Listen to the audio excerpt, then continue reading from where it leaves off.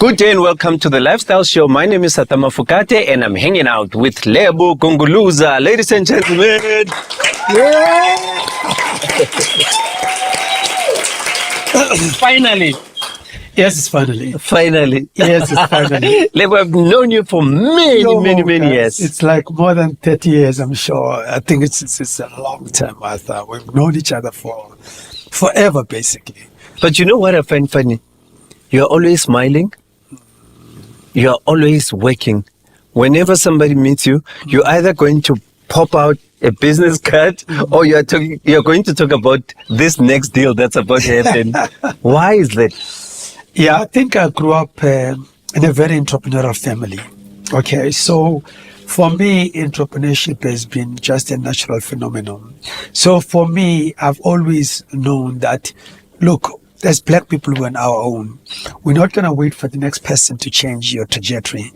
So if you are born in a shack behind dead people, behind a funeral parlor, and that's your beginning in life. In fact, that's where I want to start. Because you were born next to a funeral parlor, right? Yes, in a shack behind a funeral parlor. At PE, it's now called Yes. Yes, that's where you were born. Yes. I always thought you were a Joe Beggar. No chance. So can you take it from when Lebo was born? And I'm wondering why the name Lebo if you are from PE. I'll answer both questions, right?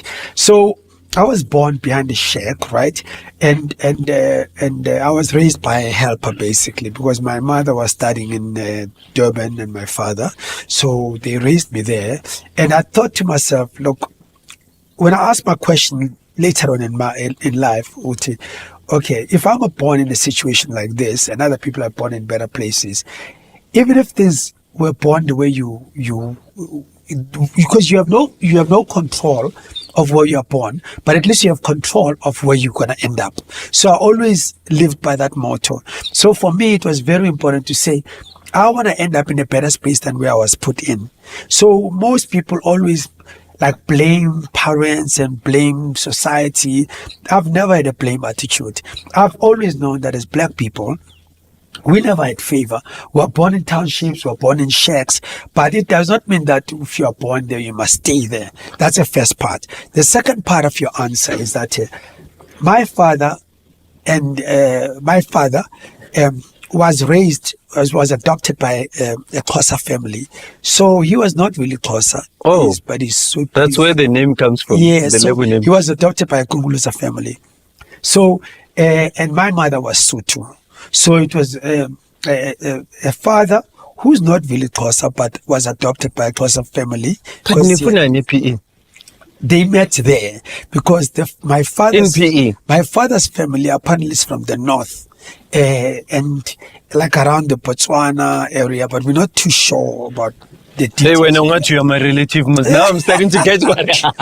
Your story is starting to sound like mine now. Exactly. Yeah, so because when you start to talk about what's Botswana? Yes, but the Botswana coming from the north and and settling in PE, and my mother and side was from Tabanchu, Lesotho, and Bloemfontein area. So that's why most of our relatives are in that area. So what happened is that my mother's grandmother ended up in PE, and my father's family also ended up in PE, so they met there. But we are not Xhosa. Just to give you... what are they doing in a shack? You see, what happened is that they were studying, so they had no place yet to stay. So they had me and they had to put me there in the meanwhile until they got back. But my father, he was studying law. So when he came back to PE, he became one of the most successful lawyers in the Eastern Cape, but then passed away within 3-4 years of practicing. Yes. And then I was left with my mother, who was a nurse, who did not do much business at that time. And then it caused a big struggle for us for a very long time because we were starting to be well off and suddenly things stopped. And she really struggled very to raise us. So we sort of had to man up and raise ourselves. But doesn't that affect you where your parents are sort of well off, in the townships, Yeah. as long as you can Yeah. eat, you can sleep, you have a car that can take you somewhere, we consider you well off. And then suddenly things turn around. Yes. I mean, I think most of my life actually has been like that, because I've always faced certain trajectories that take me down, up, down, up. And I think that has helped me to build resilience. So sometimes I get attacked, I get crucified. Where now? And then what do they do to us if they attack you? What do you call what they're doing to us? So, but there's been many cases, I'm sure you know very well. There's been a lot of No, cases. I'm not even aware. We're going to come back to those. Now you are taking me to another direction. We're going to come back to those. And then where's your schooling? Where does your schooling happen? So I went to Lesotho to study primary. That's where I got to learn Sotho. And that's how I got to. And that's So you know Sotho? Yes. Are you aware, Lebo? You never really speak any other language with me. It's always been English. Yeah, because I think when I came to Joburg, everyone was speaking English. But if I end up in No, you can't say everyone. You were speaking Most English. people speak You make us speak English to you. I'm actually shocked. What's about Sotho? yeah, it's about Sotho. It's what we're Hey, so Banda. for that matter. Yeah. It's something surprising. Arbo Sotho anyani. I'm actually shocked. Yeah. Gunguluza that speaks Sotho. And obviously, because I come from PN, because it's Xhosa actually. Yes. So That's what I was expecting. Yeah, I think I tend to Xhosa now, but obviously my Xhosa now is a bit crooked now because I've been stuck with you guys for such a long time that everything of mine is a mix up. Primarily Sotho and then high So school. primarily Sotho, and then what you call secondary school or whatever, mid school, was Eastern Cape Rural. So I never got exposed to English at all. Like literally from that time, it was rural Lesotho, rural Eastern Cape. I only got exposed to English when I went to high school, because there were so many boycotts. And where is that? In the Eastern Cape, Woodbridge College. Okay, in Eastern Cape. Yeah, because what happened is that there were boycotts. So as we boycotted, I had to repeat classes 3 times. I had to repeat the same class 3 times. So my mother, because my father passed away, so when my father passed away, there was funds that were ready for me for university through some insurance, what. And then what my mother did, she requested that money take me to a private school. And that's when I got exposed to English. But because I didn't know how to speak English well, they made me repeat again another class. For 3 years. So I repeated classes 4 times. And how do you end up in Joburg then? After repeating class so many times? So what happened is that when I was at high school, Woodbridge, I could not speak English. So I committed myself that whoever I interact with at that school, I'm going to speak English all the way. I'm not going to speak any other language. And I think that thing has disadvantaged me later in life, because I got caught up in that culture. Now, even at university, I ended up speaking English a lot more, and post-university, I ended up speaking English a lot more. So I got used to that, but it disadvantaged me later, because then at university, I met people now who are very flexible in talking their language, but because I was traumatized by repeating classes so many times, you didn't want to make a mistake anymore. I wanted to really know this English, and then I did a competition in grade 11, where they asked us, it was actually multi-choice. They made us write an essay that says, if you introduce a number of channels in South Africa, how would you go about it? So we all had to write in that essay, and there were 10,000 young people from all over South Africa. And you must remember, I only learned English in grade 9. And this thing was happening in grade 11. And I made myself familiar with English. So at grade 11, we all submitted, 10,000 of us. The results came back on who wrote the best essay. And I was number 1 in the entire country, over 10,000 young people. So, so that sort of like gave me an idea that I've got some talent. I was not aware I've got some talent. So that talent was obviously communication, but also in language, right? To some extent. So when I Actually, I won a decoder and some 10,000 randanyana, which was very good because that time things were not easy. And then they brought me to Joburg to give me the prize. That was the first time I got to Joburg, and they took me back again. And then I went now to University of Natal to go study law. So I studied law, I finished law, but even there, because my mother had taken that money from university, from you to put me through, I had to hustle myself to university. I did a couple of things, I worked, I did all sorts of things to get myself into university until I finished my law degree.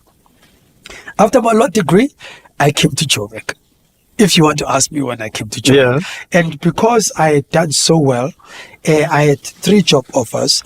And then instead of taking a job offer... But did you complete your studies? Yes, I did my law degree, yeah. So, and then I did, and then I got my 3 offers. So instead of going to law now to do law, I was...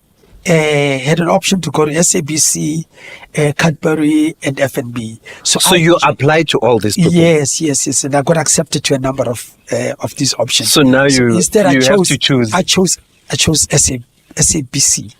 Yeah. So that's what introduced me to media and entertainment and to you. But what do you do at SABC? I was selling advertising. Oh, okay. That's how my life started in media. So that I started by selling advertising for all the radio stations, especially the African language stations. And then that's when I got to understand other languages. And then that's when I then started here.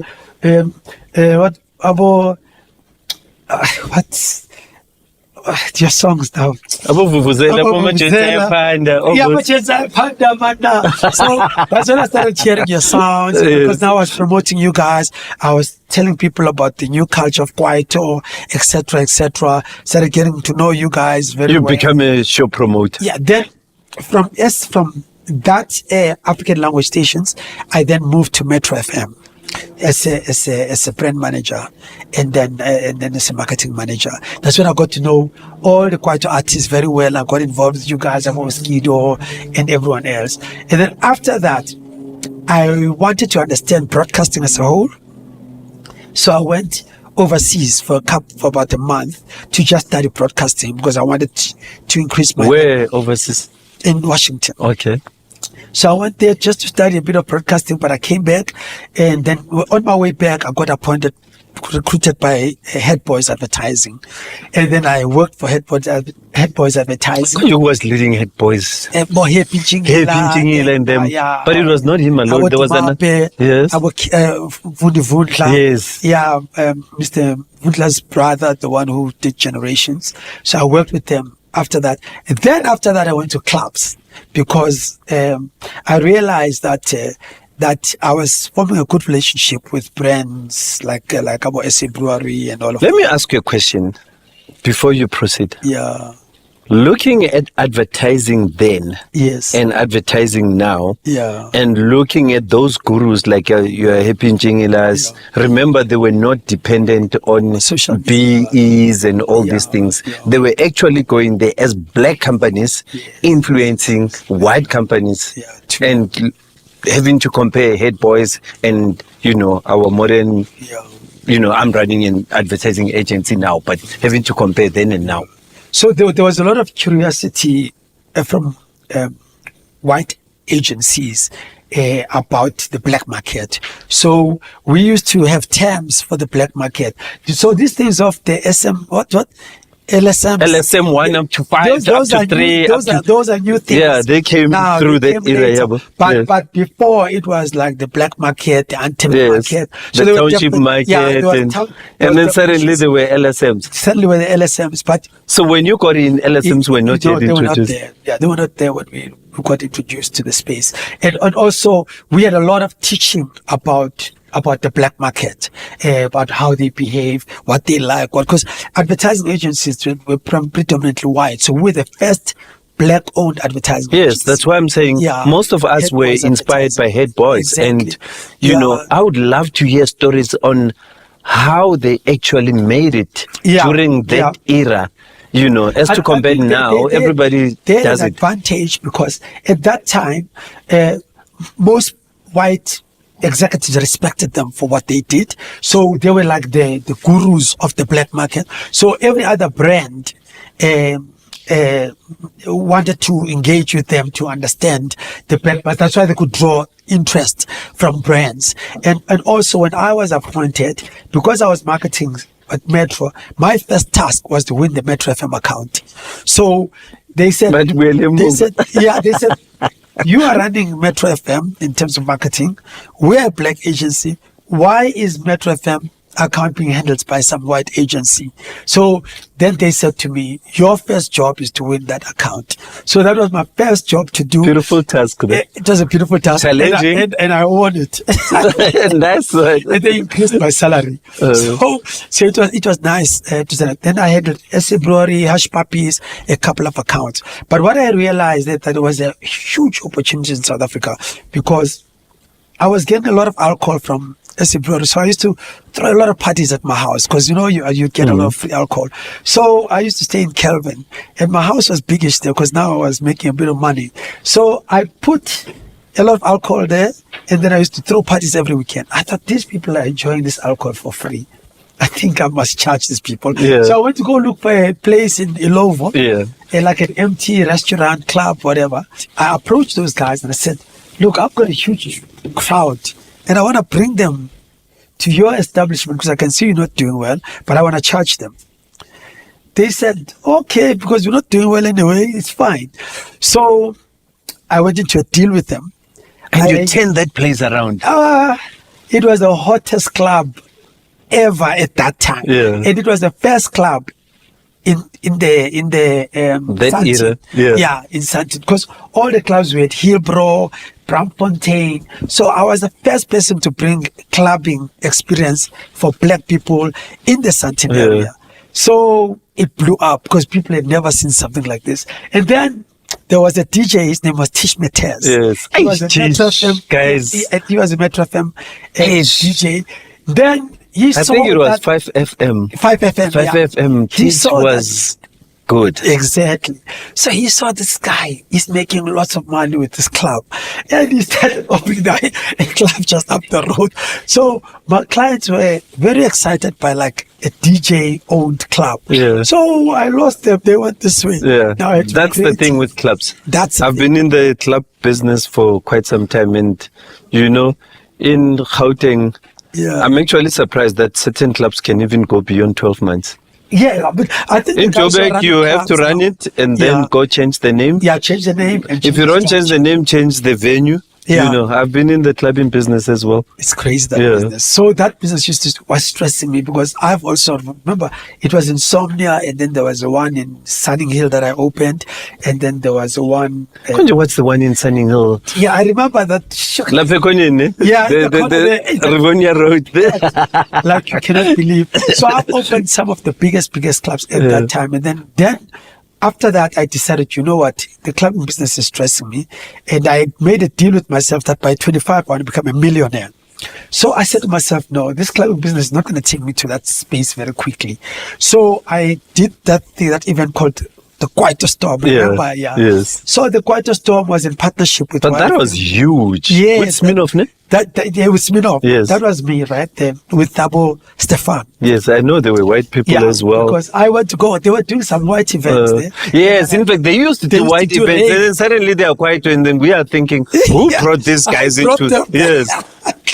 But that was huge. Massive event. So we came up with a thing called a Kwaito Storm at that place in Park Station. Yeah, Park Station. People don't know. They see Park Station, they see trains going there. They don't know that was our party place. That was our party place. And what? I forgot this. It was such a long time. So that's where I made my first million. With that gig, because YFM gave me like some $500,000 worth of airtime, and I used that to barter to get people on board and all of that. But those kind of events, guys, were huge. They were huge. We had 15,000 people.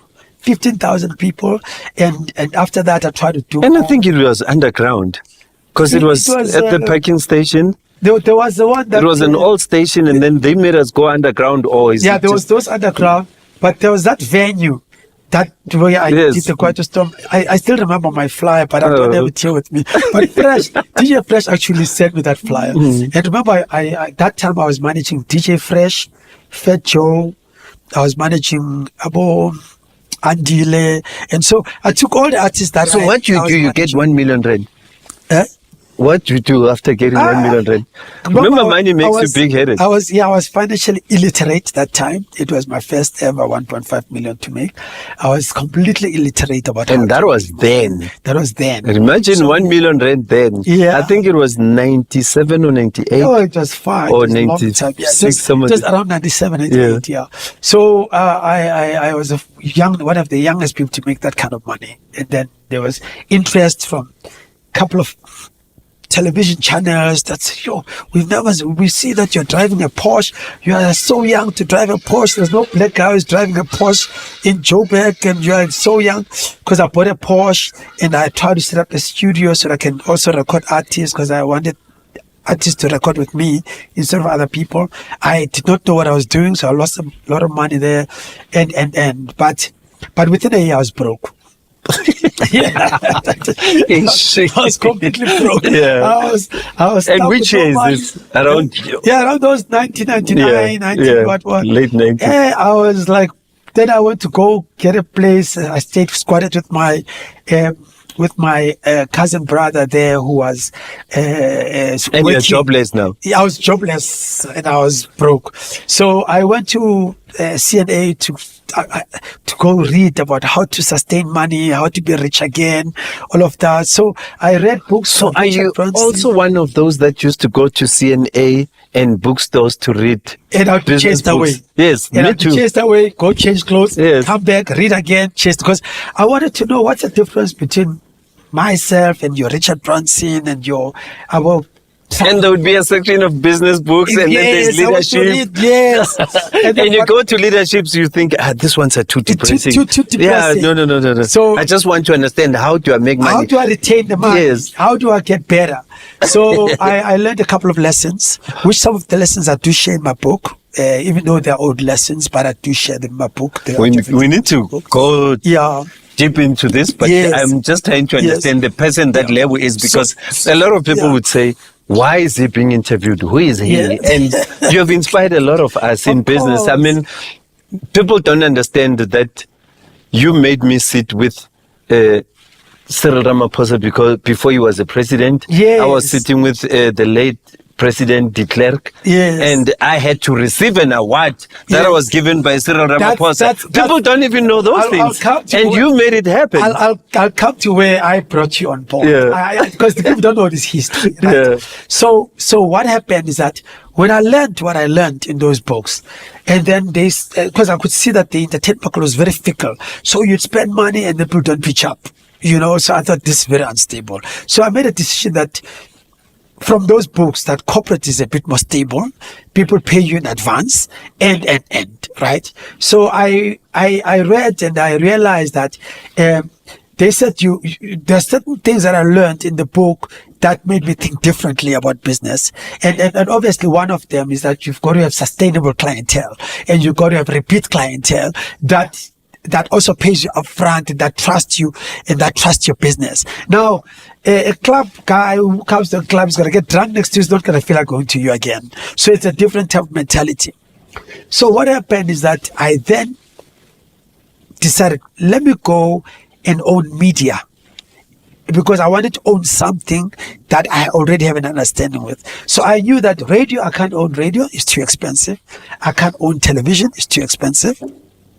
I thought, at least a magazine, people pay you upfront. You had a magazine as well. I produced magazines for years. Yes. So I produced, I went to a company called Penta Publications to go learn how a magazine is run, because ultimately I wanted to have my own magazine. So they had Tribute magazine, they had those kind of magazines. So I went there to learn.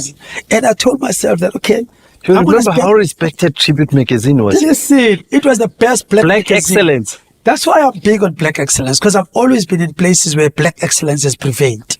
That's why I push black excellence even today, because I know we're excellent like that. It's just that some of us are not given the right tools to be at that level of excellence. But I think these days things are leveling up. So I went there. I did not go there to go for a job. I went there to learn how to put a magazine together. Then when I was there, I discovered other things that you can actually, from selling advertising, you can also sell a corporate table where people can attend an event. So I did the first Tribute Awards. Wow, it was packed. I said, no, this formula I've got. Quit. Started my own company. I did my first awards, the Soweto Awards, because I knew that I don't want to do Tribute Awards. I want to do something that speaks, and that's a global brand. And Soweto was a global brand. So I partnered with the guys that stay in Soweto, Ruben and Mr. Zikalala.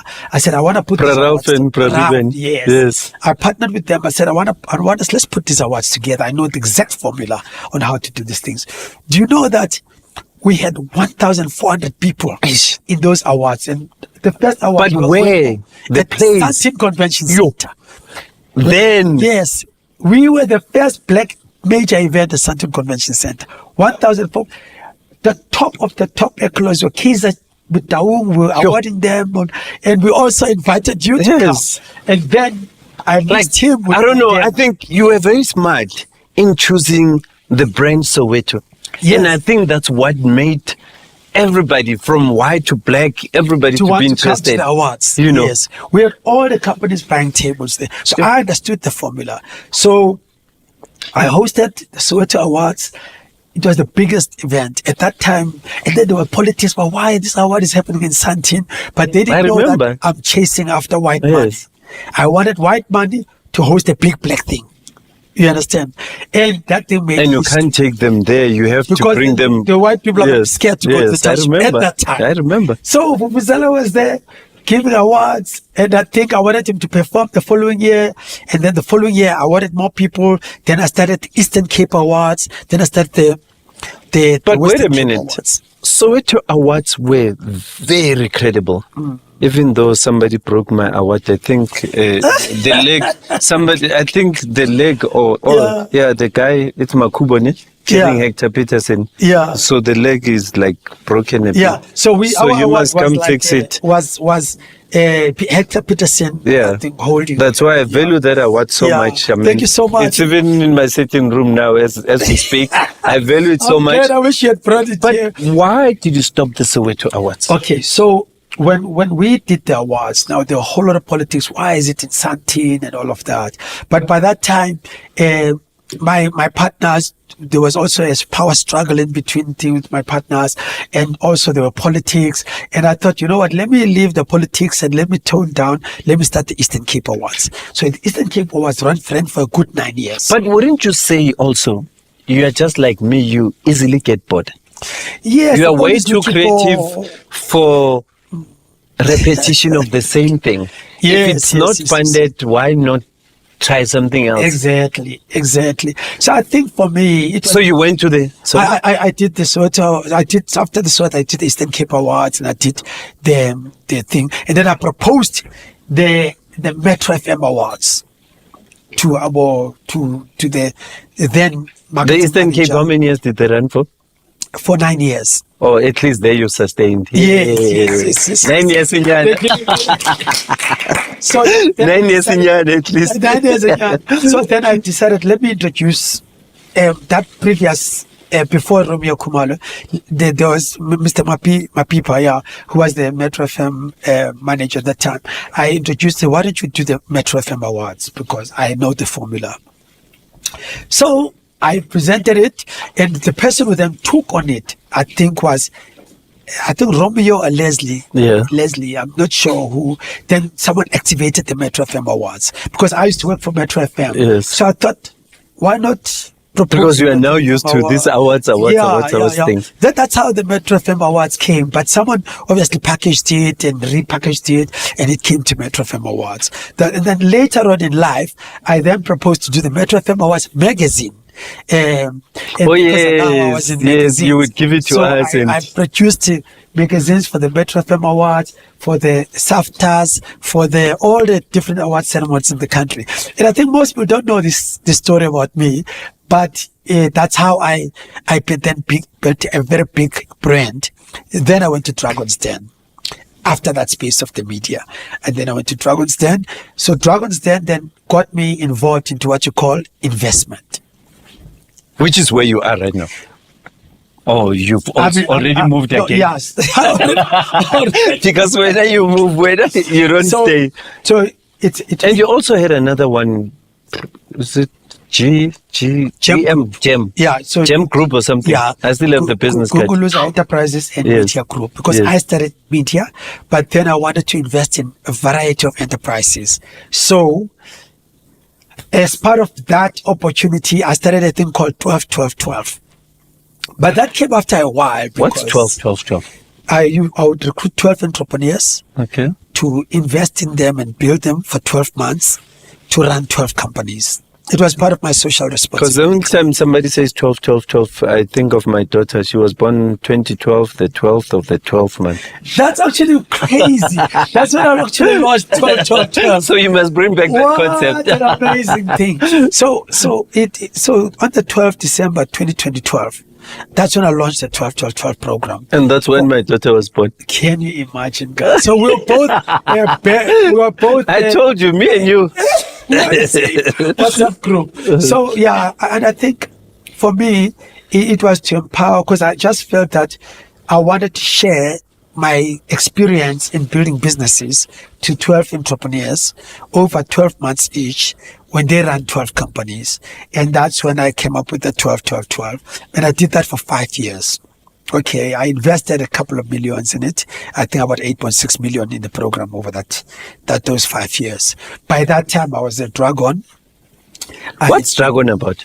Dragon's Den. So Dragon's Den is when people pitch ideas to us and then we'd invest into their businesses. Okay. And the only reason why they invited me there is because I had already been on 12-12-12. I had already started the 12-12 program. So I was already looking for young people to put on my 12-12-12 program, and I was investing in them. So they thought, this guy is already doing this thing, he might as well do the show. And obviously, so the show was on TV as well? The show was on TV. Okay. Or on, was it Mzansi Magic or something like that? Yeah. You can still see snippets of it on... I'm going to search for it. On YouTube. You can just say Dragon's Den, Lebo Gunguluza, you'll see some of the shows. So I was with Vusi Tembekwayo there, Gil Ovid, Vinnie Lingham, and Pululi Teka. So we were the first dragons in South Africa, and then it was Shark Tank after that. So, but the idea there was amazing, because we started the culture of pitching. So, so it was a very good experience, and it gave. Do you love pitching? Exposure. Because pitching can be people pitch to us. People used to pitch to us, but these days the culture of pitching has grown.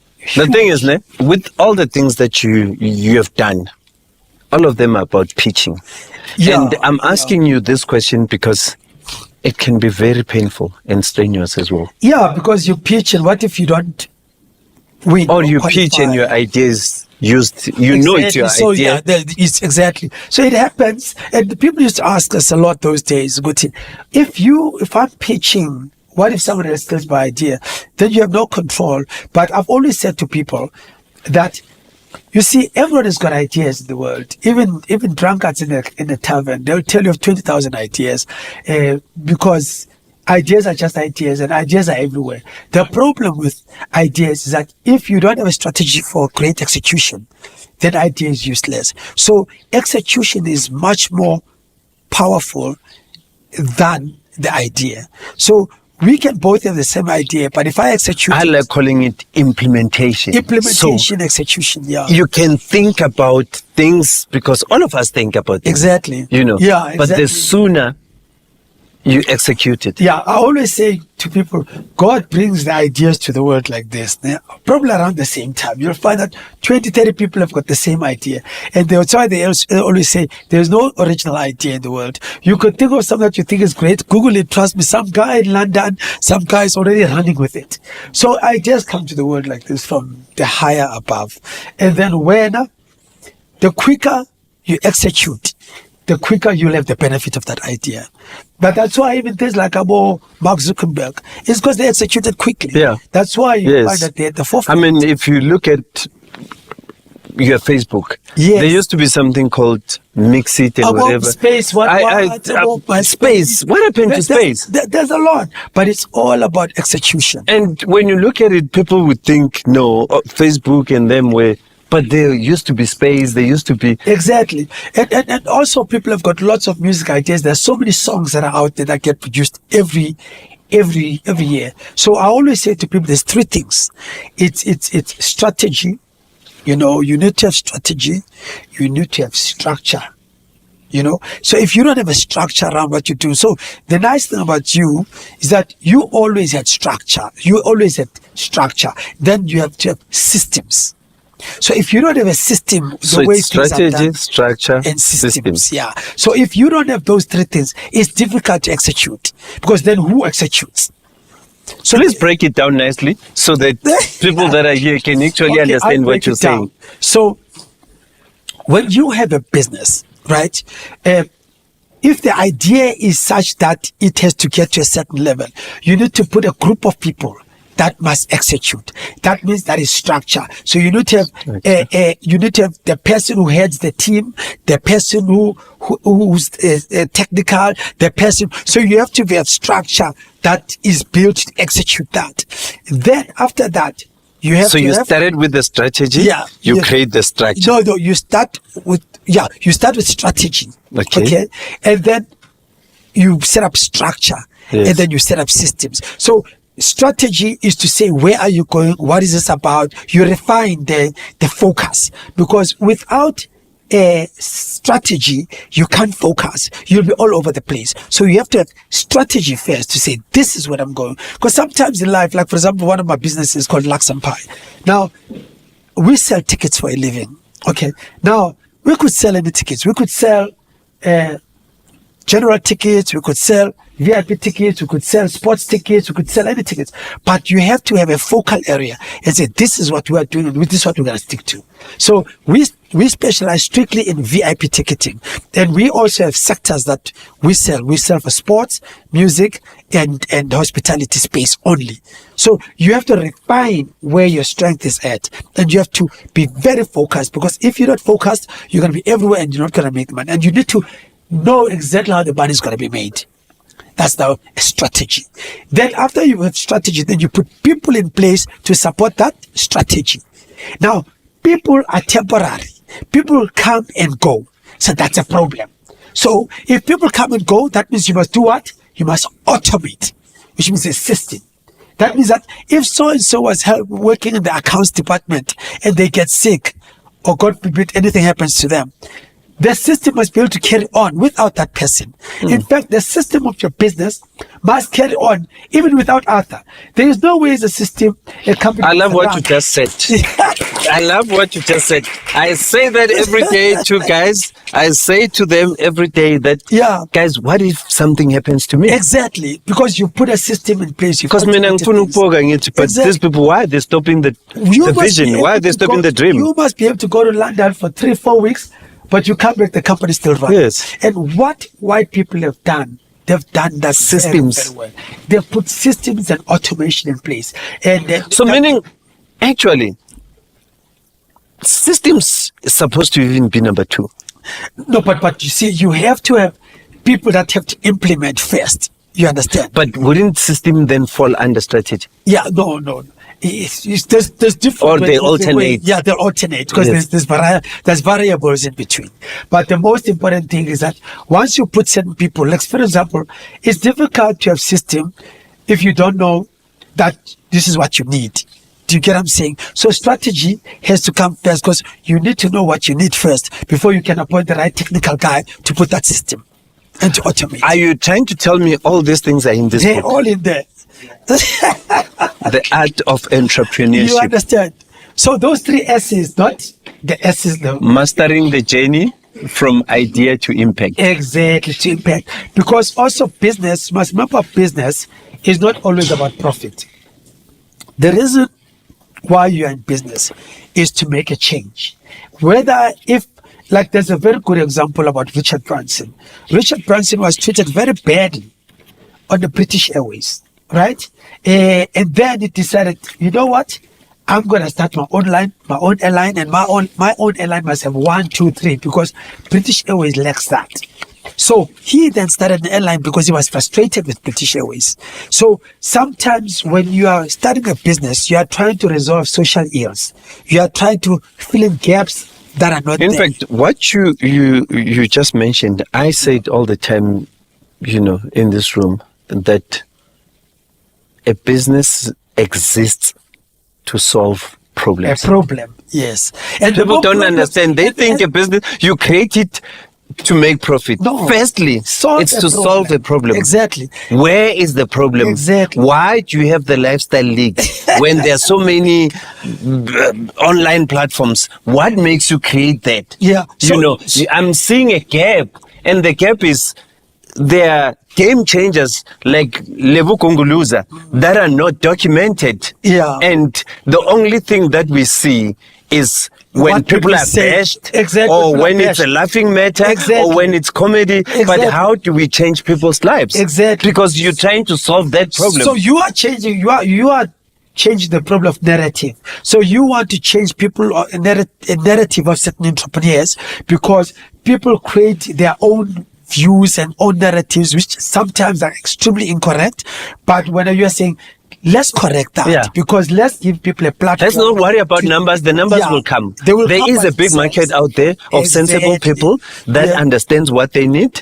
And there's clients out there that know what they want. Yes. And why are we not documenting game Exactly. And I think what's important, I think more than anything else, is that Africa has got so many problems.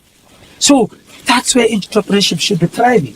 That's why the art of entrepreneurship needs to be out there, the book, because if you don't have the entrepreneurial culture in you, how can you solve the problems? So you need to have that entrepreneurial culture in you in order to solve the problems. So when you're an entrepreneur, rightfully so, Arthur, is that you are going to solve Africa's problems. So this book is supposed to instigate that thought process. But the bravery of having such a book, the beauty about it is you've done so many businesses. Yes. And some of us are testimony to your journey. Yes. But then how do you convince a person who doesn't know who Lebo Gunguluza is? Because of social media these days, the focus sometimes changes with people. I mean, I've always been a celebrated entrepreneur because I've come up with so many things that I've just mentioned to you. From one, and you mentioned, you've had other awards as well that you didn't even mention. Exactly. The ones you held at Empress Palace. That's it. I actually received 2 awards from you. Exactly. Where you were giving us, it was Oskidos and them That's as well. it. I did some awards of that nature. So I did a number of awards. I've did a couple of publications. I've done a lot of conferences and obviously produced books, magazines, mainly magazines, as I won on the promoted on the thing. And I think people sometimes they want to now, since now you are the good story, where is the bad? And then unfortunately in my life, everyone has a journey in life, right? And unfortunately in the journey in your life, there will be those elements where you go down, up, that are faced all the time. But I think there's a phase where you go through the most because of certain personal issues that emerge because of an opportunity that you thought you were taking, like the whole thing of the Real Housewives. But that shifted the focus from people seeing me as an excellent entrepreneur, where people doubted who I am. Okay, that's the first part. And then the second part is that when I was trying to introduce technology and e-commerce in South Africa, the power of e-commerce in South Africa, then in the process, after my wedding in Mauritius, I got attacked by a minister that says, what business does even Lebo Gunguluza run? How is he a millionaire? I mean, I've never gone out of my way to say what I said. So you had your wedding in Mauritius? Yes. And then when I came back now, because I realized that globally the world is moving towards online and e-commerce, and I wanted now to empower young people, because we don't have capital, we don't have resources. But how is Real Housewives affecting you? No, in the sense that it shifted the focus of the public towards my personal life more than my gifted space, which is entrepreneurship and building, You know why I'm asking you this question? or maybe I'm condemned. Yes. I'm at a point where I don't believe anything. You say good things about me, I don't believe. You say bad things about me, I don't believe. So I'm unaffected by anything. So when you are running through a system that I like to, You are like to say to adopt. that I have adopted a while ago, Yeah. because you see, there's a very simple system that says they criticize you, you work. They judge you, you work. They blemish your name, you work. Ultimately, your work will speak for itself, no Yeah. matter what they've thrashed around. Like, you know, when you say, you're such what, okay, yeah, thank you. But, like, because then it might get into my head Yeah. and change the person that I'm supposed to be. Yeah. Because I'm supposed to be that humble person that, was assisted by the public to be where I need to be. I'm into AI now. Yeah. I'm into technology. I want you guys to zoom into this quickly, right? And it answers exactly what you are trying to say about what people say about you and what they think about you. Because at the end of the day, what they think about you is none of your problem. Because if they have certain issues about you, it's not your problem to deal with their fears. Even their AI makes insecurities. mistakes. Even Listen, AI sometimes. I want to see if I can play this, and I'm hoping that your guys who've got the video, they can listen to this. This is AI, because I'm very big on AI. This it says it's so. In fact, what I'll do, I'll give it to you so you guys can play. It says the more they throw at you, the stronger you become. But can't we just listen to it? Yes, we can. We can. Let's listen to it. Because I think it will inspire a lot of you guys here. Okay? So, It's next to your microphone, so don't worry. yeah. Yeah, it will hear you. Let's play it. Just play it. The truth is, the more they throw at you, the stronger you become. The path to success is never without resistance, and hate is just a part of that journey. Understand this. No one who ever achieved anything great did it without facing opposition. Hate comes from a place of fear, insecurity, and jealousy. People hate because your ambition and your drive makes them uncomfortable, and your desire to push past limits threatens the comfort they built around mediocrity. So what should you do? Let them hate. Let their words be nothing more than background noise. You were not put here to seek their approval, and you're not living your life to make them feel comfortable. You're here to follow your purpose, to chase your dreams, and to live life on your own terms. I am Lebo Gunguluza, the breakthrough entrepreneur, author of the Art of Entrepreneurship book, and the chairman of the Gem Group of companies. So that video that you see there, I created by AI. I was never in the studio. And sometimes people just hate your guts. Yeah. Because you're a brave man. If Lebo has done 7 businesses before I could even start mine, why should I like him? How many people have hated on Arthur, guys? Me, I don't care. They know me like you. Honestly, you're wasting time. Like, use your energy on something, empower yourself, do something for your family. Yeah. Where's that thing? Like, You know what we're doing, Arthur, now? Between me and you, because we have both been exposed to so much hate in between things. What we're doing here is that there's a boy sitting at home who's doing very well. You need to inspire that boy. And that community is hating on him. And he's confused whether should I be carrying on with this No, thing or carry not. on. Because now he's scared that he's going to receive more hate. And the unfortunate part is that he gives up because he thinks, no, people don't like me. Lebo, I tell them every day, lunchtime I was working for just a quarter or a plate of food. Yeah. Because I knew if I don't carry stuff into somebody's shop and help them, I wasn't going to eat at the end of the day. And it's a fact. It's not like I'm making up that story. Yes, I can bring Kokos and Bunkhono that have been there during that era to come and attest to what I've been through. So where I am now is through God.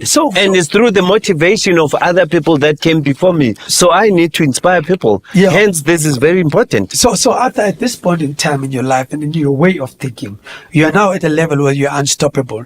They say that there's no one who's more dangerous in the world than a person who moves mountains, even though there's all the storms in the world. that are facing and are coming for him. That they say there's no more powerful. So Arthur at this point in time of his life is very dangerous because he's going to achieve way beyond what people expect him to achieve. And a very simple example of that was who? Donald Trump. The guy was shot at, but he kept moving. He didn't say, people are trying to shoot me, let me go hide. No. Because the fact of the matter is, you live once. That's it. Because he knew his purpose. Guys, you live once, like once. I need to make the best of today so that if anything happens tonight, people can always say, yo, but did you see that last interview he did? Exactly my point. So that's why I say, I think Donald Trump is a primary example of being unstoppable. That's why he was dangerous.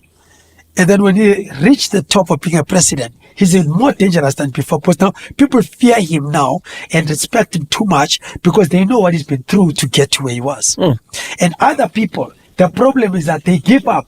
When there's a storm, they give up. That's why I say to people, if at any point in time you want me to invest in your business as an entrepreneur, there's 5 things that I need from you. Because I'm not going to, at any point in time in life, I'm trying to protect my money as an investor.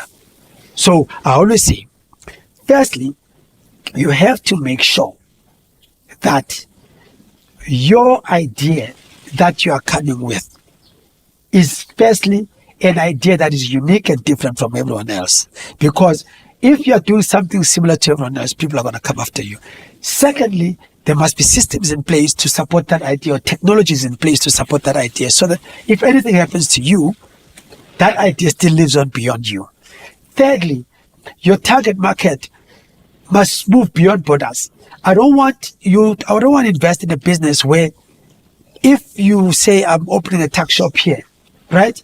This is only the limited amount of people that I can reach. I want your idea to reach other parts of the world. That's why a podcast like this, even if it makes money, like you make cheese, it reaches anywhere of the world. It's not limited to a locality. So your idea must not be limited to a locality. Which takes me back to what you spoke about e-commerce. E-commerce. That's why I was obsessed with e-commerce because it's not local. That's why Jeff Bezos is one of the richest men in the world because his platform goes way beyond borders. It reaches you in South Africa, it reaches you anywhere in the world. That's why I can make as much money. But the most important one is that you, the jockey, the entrepreneur, when you get slapped, when people are chasing after you, when you're facing all those challenges, I don't want you to collapse. Because if you collapse, then I lose my money. So I am there to protect my money as an investor.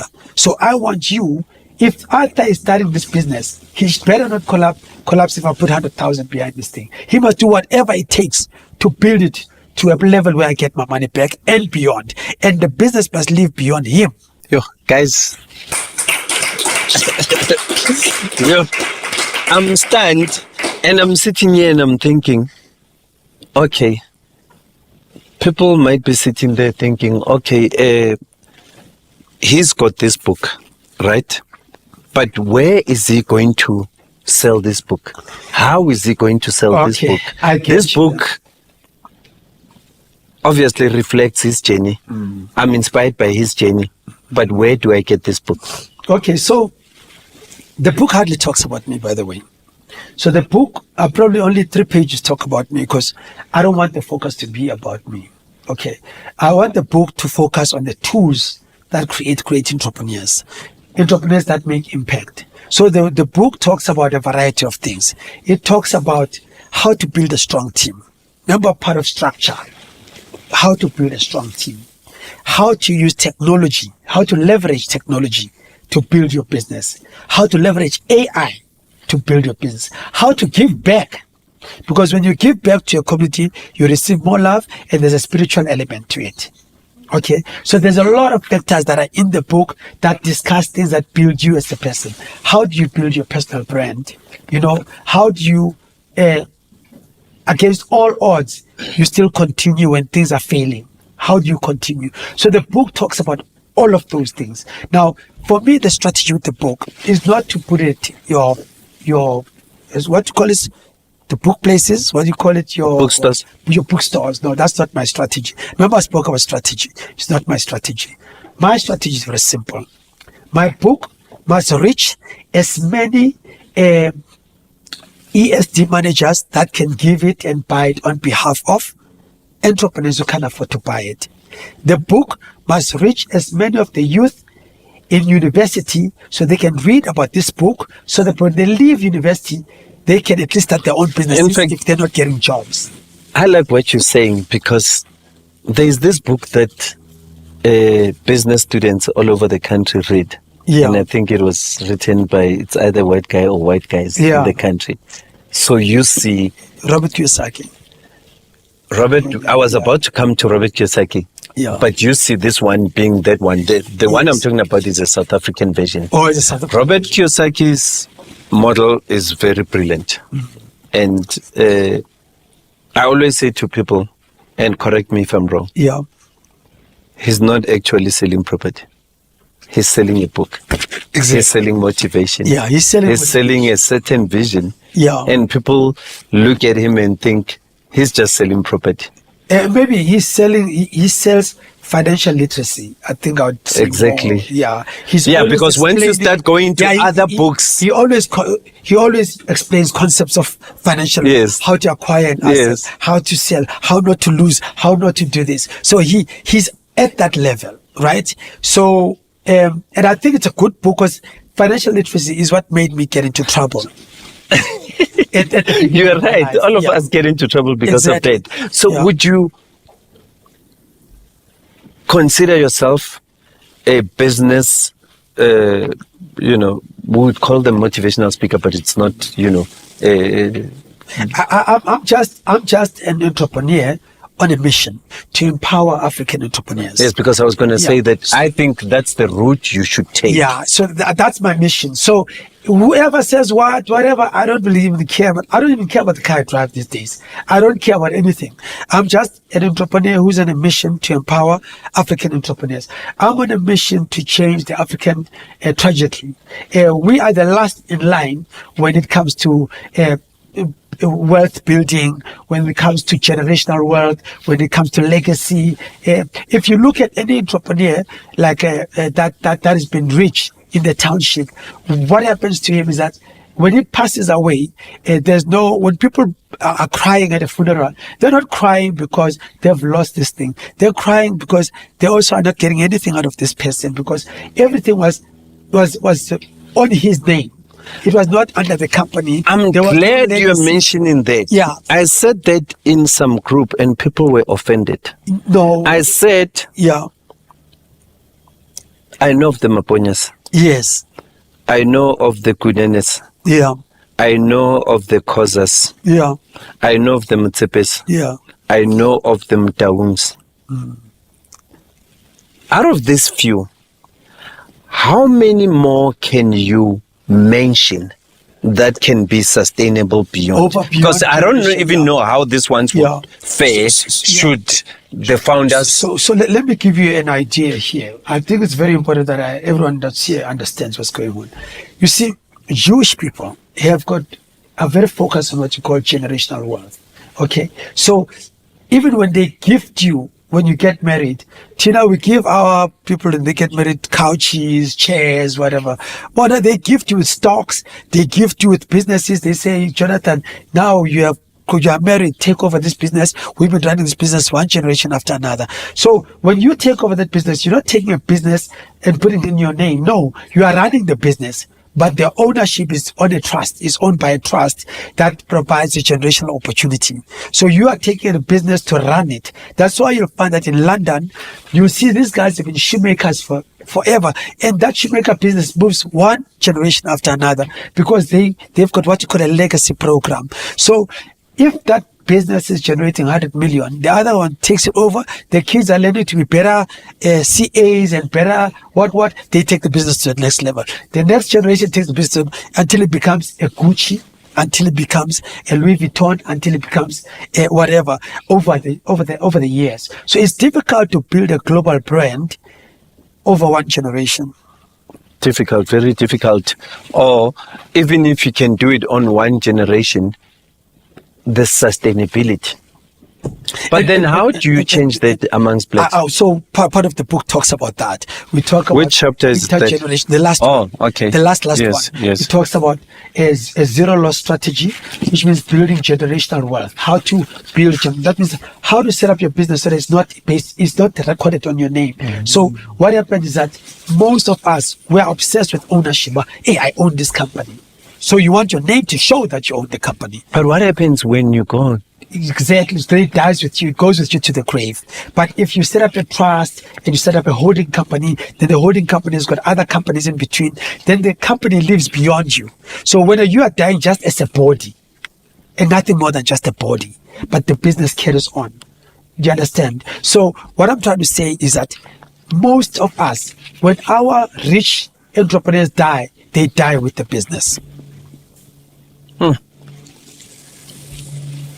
Yeah. Ne?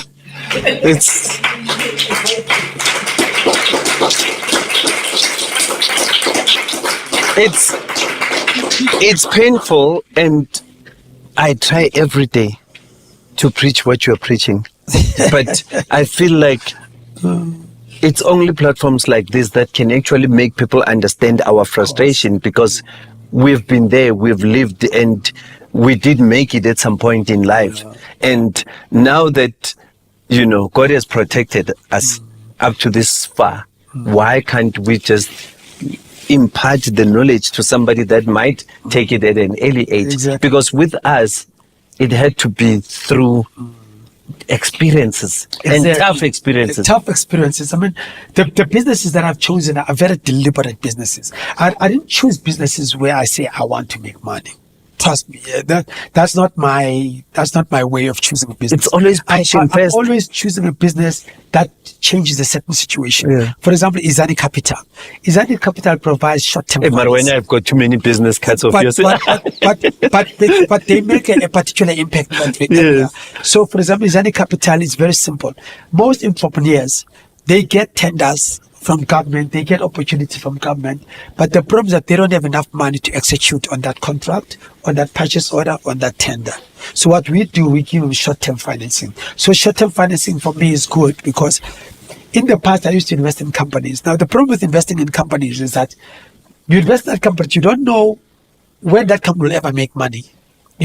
So but with short-term financing, the contract starts here, it ends here. So when you invest in it, do you know that the guy does not have enough money or budget to fulfill that obligation of that contract? I like what you guys are doing. The only issue that I have with that is when you get that job and you need to implement quickly, your processes of assisting us as business people takes longer.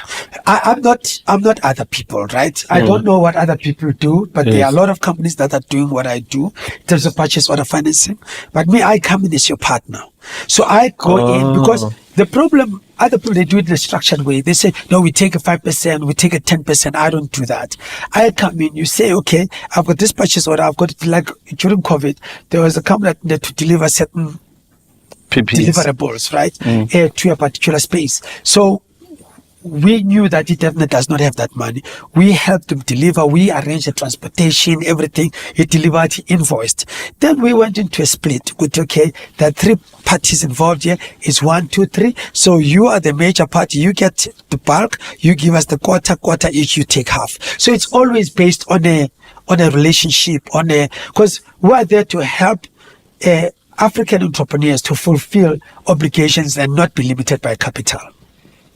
So I'm sitting at home and I'm listening to this brilliant man who has done businesses and who doesn't give up, and I'm thinking, what do I need to end up like him or better than him? Okay, so I think for me, people always ask whether are entrepreneurs born or are they made, right? It's more like singing, right? You can have the natural gift and you can be exposed to something, right? But there are people who just don't have it in them to become entrepreneurs, and that's acceptable, right? So, but just know that when you take on an entrepreneurial journey, you're going to face hell. That one you must know. There's no beating around. So Yeah. I always say to some extent, And it compromises your personal life as well. there's a lot that get compromised. So when you take on that challenge of being an entrepreneur, there's a lot of sacrifices that you need to do, including your family. It's similar when you take on the life of a politician. That's my explanation. But you can decide to become a politician. It's not like exclusive to some people. But Same wouldn't as somebody you can say, decide. but with a politician, money comes easy? You see, Because all you invest is emotions and time. You see, that's what they think. But have you seen how many politicians have been killed out there for their ambitions? You know how many politicians have been backstabbed, sabotaged? So there's a lot that goes with being a politician. It's the same as people think about entrepreneurship. They think, with entrepreneur, you just make a deal, you make millions. It's not that easy. It involves a lot, because I will explain to close the session that we are dealing with, to say that there are 3 spiritual areas in the whole of life. Okay, so there's the body, the mind, and the spirit. Okay, now the body, mind, and the spirit speaks to everything else that you can explain. The body, mind, and spirit in so many things. You can say soul, which is the spirit. You can say, you know how it is. There's many explanations too, but I'm going to keep it very simple. So when you are attending things to life, okay, there are people who stay at the body spirit for most of their lives. The body spirit means that they use their body to deliver the outcomes. Whether it's the guys who are doing gardening, the guys who are putting pipes, and they use their physical body. The construction guys at the down there who are they are appointed at the body level. And the makeup artist, the makeup artist, they use their body. So you can only do so far. So you can only do one job at a time. So she can't split herself. She can't say, okay, I'm going to do makeup here, but I'm going to cut my body into 4 pieces so I can do makeup everywhere. So they are stuck in that one area, one space, and sometimes it can tire your body. That means there's a limited amount of money that you can make in that space at the body level. Now, when you move to the next level, which is the mind level, body, mind, and spirit, the mind level, that means at the mind level now you're using your mind, your brain. That means that you can now employ 4 or 5 people. You run maybe a saloon, you've got 5, 6 people and you're managing those people. If you're a site manager, there's all these construction people that are on the ground that you have to manage. So you make more money because you're responsible for all of them, because you're using your brain. That means you've studied. You've taken your thinking level to the next level. Okay? So that means that you're working at a mind level. That means that you can relax a little bit and let more people work for you. Right? Is that right? Right? So those are the managers. Okay. Now, the managed levels are people who have learned, they've got skills and all of that. Some of them are engineers, all of that. Then you've got the people now at the 3rd level, which is spiritual level, which is the soul level. Those are people that now have ideas. Now, these ideas, whether they come from divine or whatever, but they come to the world and they learn that in them. Now, they have to execute these ideas and bring them to the world. Now, those people will sell you something that you cannot see. That's it. You see, this field here, I'm picturing a mall. You're thinking, what mall? I can't see any mall. Yeah. But he can see something that you can't see, because he's working at a spiritual level. He's bringing something to life. Now, when he's bringing that thing to life, that means there's a lot of things he needs. He needs the people at the body level. He needs the people at the mind level. So he needs engineers. He needs the executors, because he has to bring this idea to life. So your Mark Zuckerberg brought a Facebook that did not exist in the world and brought it to life. Now, those people cannot be operating at a normal level. Those people are operating but at a things like spiritual those level. affect what we were talking about, your personal life. But From families to but remember, relationships. People think that you are crazy at that level. Yes. And most entrepreneurs are at that level. Most entrepreneurs reside at that level, and that's a level where people get shocked when those become billionaires, because that's where entrepreneurs and billionaires reside, because they employ the best of the best to make something come alive, and that's how billionaires are made. Yeah.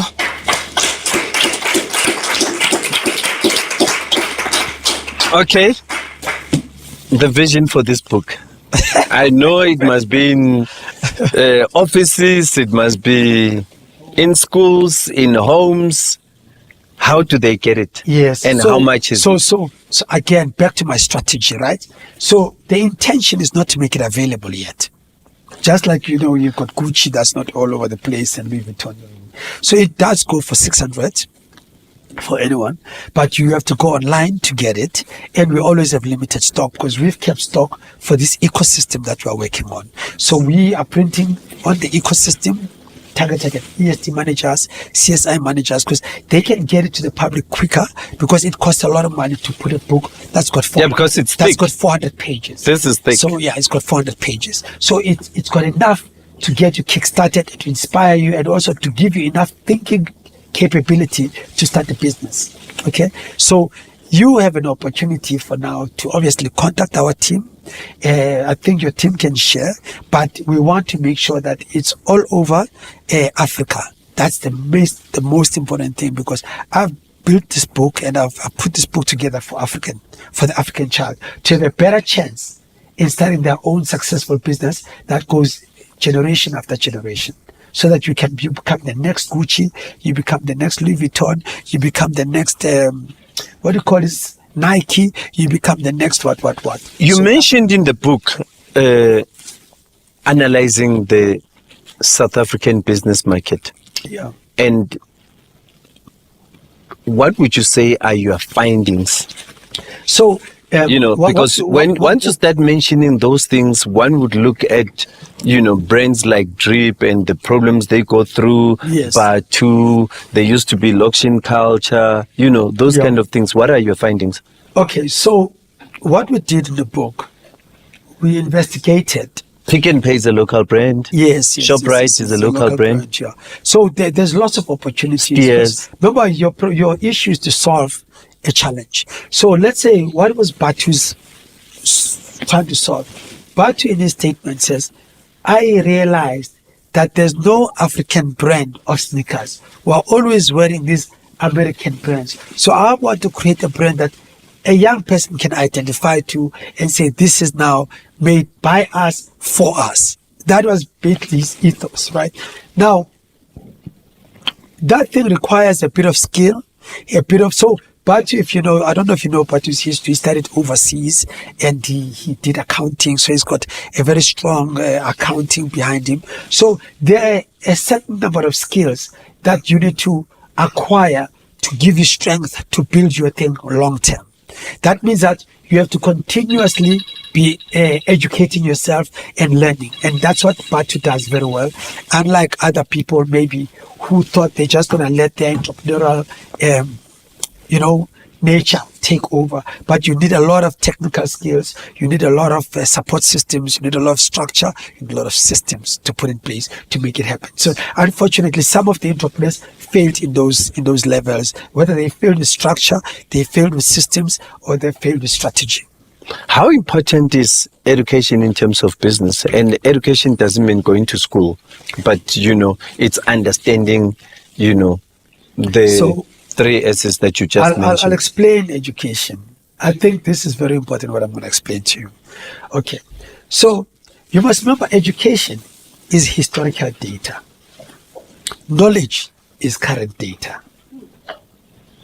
I want you to get that, right? So education tells you about how things were done and how you can do them better into the future, right? That's why I think it's difficult where you find like people are professionals and professors, and they don't have that entrepreneurial grit to sometimes achieve financial greatness. Let's put it that way.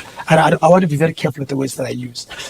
While an entrepreneur is always seeking what's going to happen in the future. So you'll find that, for example, before I went into e-commerce, I used to travel a lot to Europe to go find out what's the latest on web development, what's the latest on e-commerce, so I would attend events like Viva Tech, Web Summit, all those events, and I attended fintech conferences in London because I wanted to know what is there in the front that I can bring to South Africa, because I want to bring to South Africa what South Africa has got.